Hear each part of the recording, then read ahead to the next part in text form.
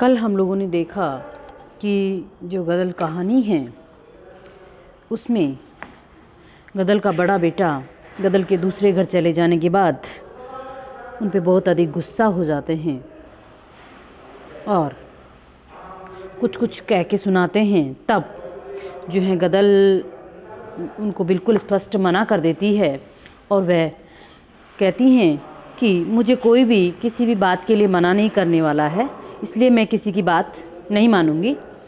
तो यहाँ तक कहानी हम लोगों ने देख ली थी। उसके आगे हम लोग देख रहे हैं कि गुन्ना मरा तो 55 बरस का था, गदल विधवा हो गई थी। गदल का बड़ा बेटा निहाल 30 बरस के पास पहुंच रहा था। उसकी बहू दुल्लो का बड़ा बेटा 7 का और दूसरा 4 का और तीसरी छोरी थी उसकी गोद में थी। अर्थात पोते पोती भी जो हैं गदल के हो जाते हैं और वो भी बड़े बड़े हो रहे हैं। निहाल से छोटी तरह ऊपर की 2 बहनें थी, चंपा और चमेली, जिसका क्रम से आज झांझ और बिस्वारा गांव में विवाह हुआ है। इन गांवों में 2 में उसका विवाह हुआ है था। आज उनकी गोदियों से उनके लाल उतरकर धूल के घुटनों चलने लगे हैं, जिसके कारण कि लगभग हम ये अंदाज़ा लगा सकते हैं कि गदल लगभग 50 से 55 वर्ष के बीच की होगी। अंतिम पुत्र नारायण 22 का था, जिसकी बहू दूसरे बच्चे की माँ होने वाली थी। ऐसी गदल इतना बड़ा परिवार छोड़कर चली गई थी और 32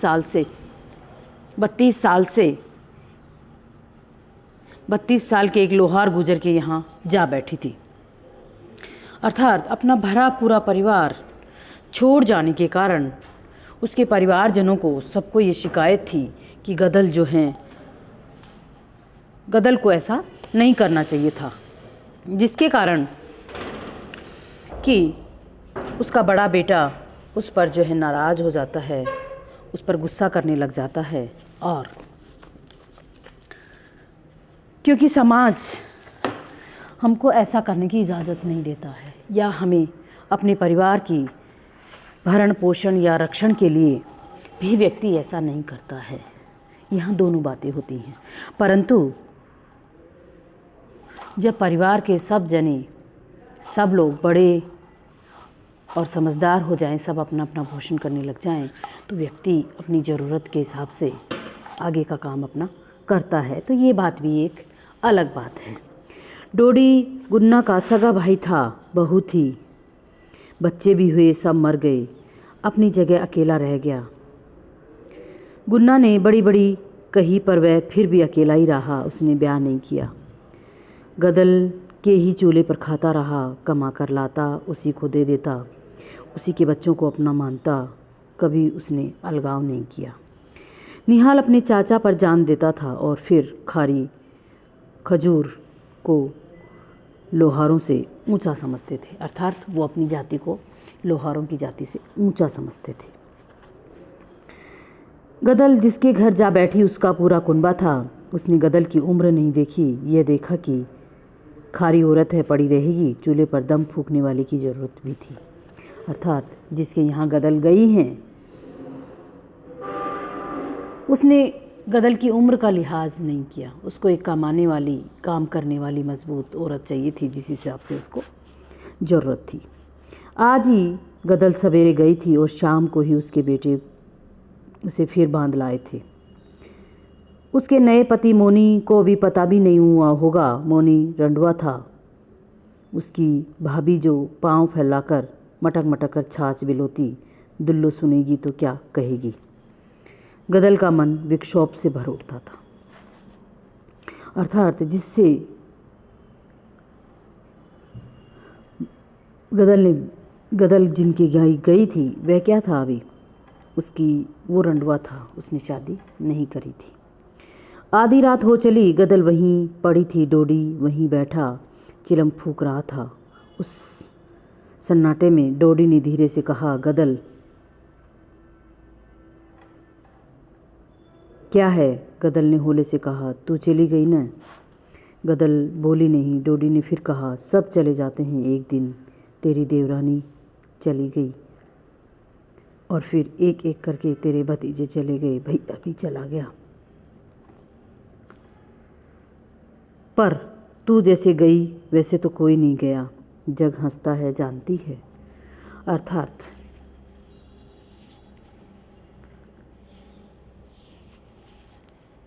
जिस तरह आप गई हो कि यानी कि पूरे परिवार को छोड़ करके,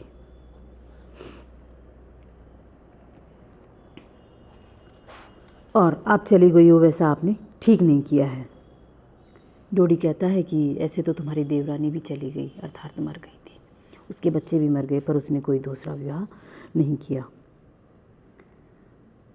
गदल ने बरबराया, जग हसाई से मैं नहीं डरती देवर। जब 14 की थी तब तेरा भैया मुझे गांव में देखने गया था। तू उसके साथ तेल पिया लठ लेकर मुझे लेने आया था ना, तब मैं आई थी कि नहीं। तू सोचता होगा कि गदल की उम्र गई, अब उसे कसम की ज़रूरत नहीं, पर जानता है मैं क्यों गई? नहीं, तू तो बस यही सोचा करता होगा कि गदल गई, अब पहले सा रोटियों का आराम नहीं रहा, बहुएं नहीं करेंगी तो तेरी चाकरी देवर। तूने भाई से और मुझसे निभाई तो मैंने भी तुझे अपना ही समझा। बोल झूठ कहती हूँ? अर्थात कि हे देवर, मैंने आपको भी अपना ही समझा था, और तुम जानते हो कि मैं क्यों गई हूँ। नहीं गदल, मैंने कब कहा? बस यही बात है देवर। अब मेरा यहाँ कौन है? मेरा मर्द तो मर गया, जीते जी मैंने उसकी चाकरी की, उसके नाते सब अपनों की चाकरी बजाई, पर जब मालिक ही नहीं रहा तो काहे का हड़कंप उठाऊं। ये लड़के, ये बहुएं, मैं इनकी गुलामी नहीं करूंगी। अर्थात ये बच्चे बड़े हो गए हैं, इनको मेरी ज़रूरत नहीं है, वो अपने अनुसार करते हैं। तो एक बड़े व्यक्ति को ये लगने लग जाता है कि अब मेरा इस दुनिया में कोई नहीं है। जब पति मर जाता है और पत्नी बच्चों को पाल पोस करके बड़ा कर देती है, और जब वो बच्चे अपने अपने जीवनों में व्यस्त हो जाते हैं, तब गदल ये कहना चाहती है कि वाकई उम्र के उस पड़ाव में हमें जीवन जीने में बिना साथी के आनंद नहीं आता है। इसलिए अकेले व्यक्ति से ज़िंदगी नहीं कटती, और ये वास्तव में मानव जीवन की सच्चाई है। वो हमेशा किसी न किसी का साथ चाहता है, ऐसा साथ जो उसको सुख दे सके, उसको आराम दे सके और उसकी भावनाओं की कद्र कर सके। पर क्या तेरी औलाद नहीं बावरी? बिल्ली तक अपनी जायों के लिए 7 घर उलट फेर करती है, फिर तू तो मानुस है, तेरी माया ममता कहाँ चली गई? देवर, तेरी कहाँ चली गई थी जो तूने ब्याह नहीं किया? तुझे मेरा सहारा था गदल? कायर, भैया तेरा मरा, कारज किया बेटे ने, और फिर जब सब हो गया तब तो मुझे रख कर घर में नहीं बसा सकता था। तूने मुझे पेट के लिए पराई डोडी लंगवाई। चूल्हा मैं तो तब फूंकूं जब मेरा कोई अपना हो, ऐसी बांधी नहीं कि मेरी कोहनी बजे औरों की बिछियाँ झनके। मैं तो पेट तब भरूंगी जब पेट का मोल कर लूँगी। समझा देवर, तूने तो नहीं कहा तब। अब कुनबे की नाक की चोट पड़ी है, तब न सोचा जब तेरी गदल को बहुओं ने आंखें तरेर कर देखा। अरे कौन किसी की परवाह करता है गदल? डोडी ने भर्राए स्वर में कहा। मैं डरता था। भला क्यों? तो गदल, मैं बुढ़ा हूँ, डरता हूँ जग हंसेगा, बेटे सोचेंगे शायद चाचा का अम्मा से पहले से ही नाता था, तभी तो चाचा ने दूसरा ब्याह नहीं किया। गदल, भैया की भी तो बदनामी होती है ना।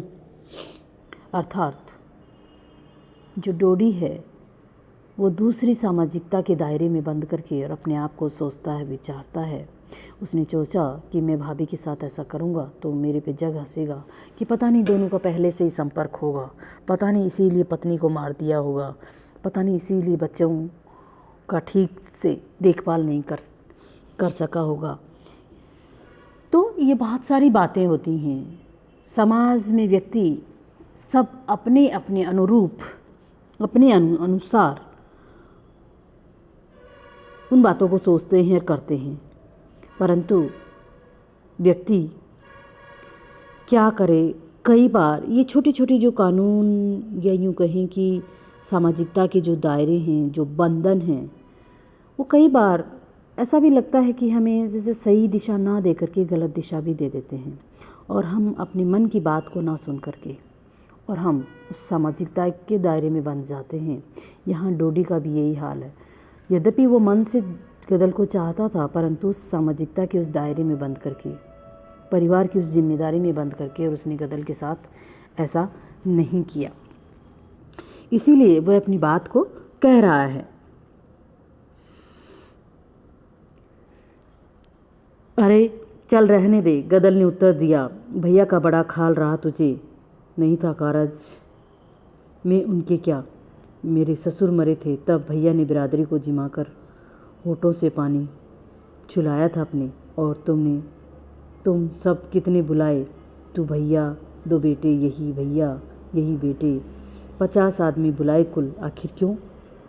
कह दिया लड़ाई में कानून है, पुलिस 25 से ज़्यादा होते ही पकड़ ले जाएगी, डरपोक कहीं के, मैं नहीं रहती ऐसे की। अर्थात जो बिल्कुल कानून के दायरे में चले, गदल कहती है कि मैं ऐसे व्यक्ति को पसंद नहीं करती हूँ। कभी कभी व्यक्ति सामाजिकता के दायरे में बंद करके और वह अपना मन का नहीं कर पाता है, परंतु जब कभी उसको मौका मिलता है स्वच्छंदता का, अपने मन की बातों को सुनने का, तब वह एहसास करता है और उस सीमा को क्या कर देता है, तोड़ देता है। तब जो है लोगों की टिक्का टिप्पणी शुरू हो जाती है कि उसने ऐसा किया, उसने ऐसा किया। हठात डोडी का स्वर बदला, कहा, मेरे रहते तू पराए मर्द के घर जा बैठेगी। हाँ, अब के तो कह। वह उठकर बढ़ा। 100 बार कहूँ लाला। गदल पड़ी बोली, डोडी बढ़। गदल ने फुफकारा। डोडी रुक गया। गदल देखती रही। डोडी जाकर बैठ गया। गदल देखती रही और फिर हंसी। कहा, तू मुझे करेगा? तुझ में हिम्मत कहाँ है देवर? मेरा नया मर्द है ना? मर्द है। तू इतनी सुन ले भला, मुझे लगता है कि तेरे भैया ही फिर मिल गया है मुझे। तू वह रुकी, मर्द है?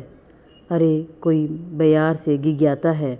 भटकर जो तू मुझे मारता तो मैं समझती कि तू अपना मुझे मानता। मैं इस घर में रहूँगी। डोडी देखता ही रह गया। रात गहरी हो गई। गदल ने लहंगे की परतें फैलाकर तन ढक लिया। डोडी ऊँघने लगा।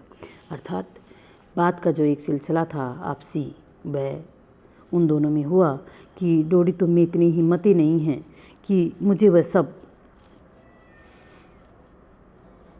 कार्य कर सको जिसमें कि सामाजिकता तुम्हारे आगे ना आए। इसलिए मुझे पता था कि आप ऐसा नहीं करोगे, इसलिए मैं दूसरों के घर गई हूँ। कुल मिला के इतनी सी बात थी।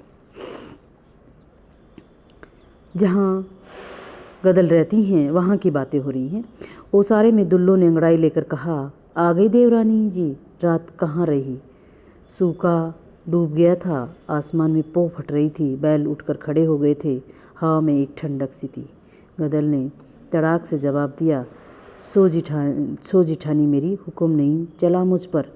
तेरी जैसी बेटियां हैं मेरी, देवर के नाते देवरानी हूँ, तेरी जूती नहीं। दुल्लो सक पका गई। मोनी उठाई था, पन्नाया हुआ आया, बोला, कहाँ गई थी? गदल ने घूंघट खींच लिया पर आवाज़ नहीं बदली। कहा, वहीं ले गए मुझे घेर कर। मौका पाके निकल आई। मोनी दब गया। मोनी का बाप बाहर से ढोर हाँक रहा था। मोनी बढ़ा। कहाँ जाता है? गदल ने पूछा। खेत हार। पहले मेरा फैसला कर जा, गदल ने कहा। दुल्लो उस अधेड़ स्त्री के नक्शे देखकर अचरज में खड़ी रही। कैसा फैसला? मोनी ने पूछा। वह उस बड़ी स्त्री से दब गया था।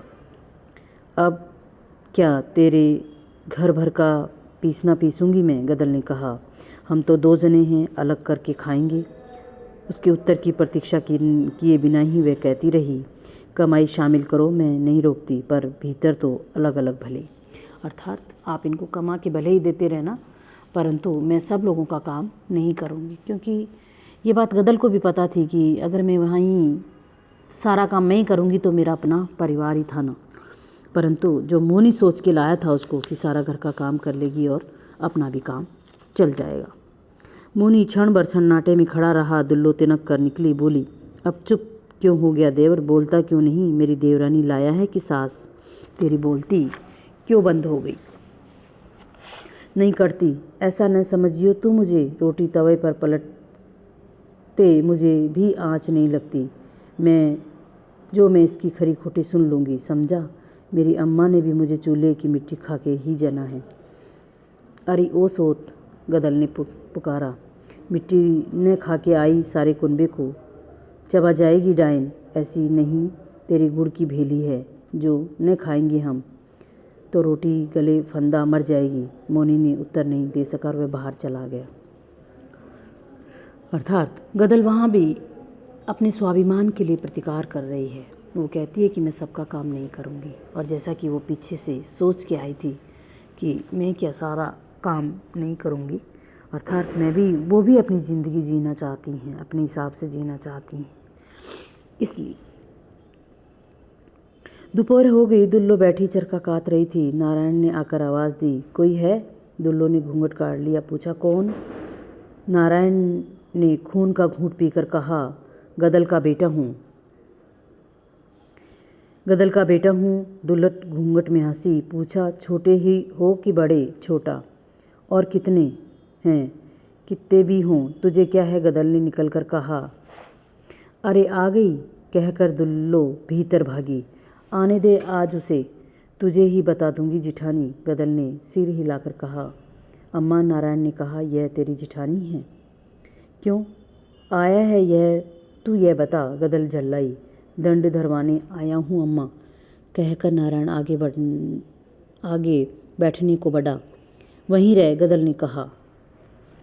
उसी समय लोटा डोर लिए मोनी लौटा। उसने देखा कि गदल ने अपने कड़े और हंसली उतार कर फेंक दी और कहा, भर गया दंड तेरा, अब मत आइयो, समझ लीजो थाने में रपट कर दूंगी कि मेरे मर्द का सब माल दबाकर बहुओं के कहने से बेटों ने मुझे घर से निकाल दिया है। नारायण का मुंह शाह पड़ गया और वह गहने उठाकर चला गया। मोनी मन ही मन शंकित सा भीतर आया। तब उसको लगा कि वाकई ये औरत जो है बहुत स्वाभिमान और अपने हक के लिए जीती है। तो इस तरह से ये हमारे ग्रामीण परिवेश की वास्तविक घटना लगती है और ऐसा ही यहाँ पर चलता है, जिसके कारण कि व्यक्ति ऐसा करता है। यहाँ पर गदल अपने आत्म सम्मान और अपने उसके लिए करती है और अपने मन की इच्छाओं के अनुरूप कार्य करती है। तो ये बात कहानी हमको समझाती हुई बताती हैं कि सामाजिक परिवेश किस तरह से कोरा मर्यादा का पालन करवाता है, बजाय व्यक्ति की व्यक्तिगत स्वतंत्रताओं का ध्यान रखे बिना। आगे की कहानी हम कल देखेंगे।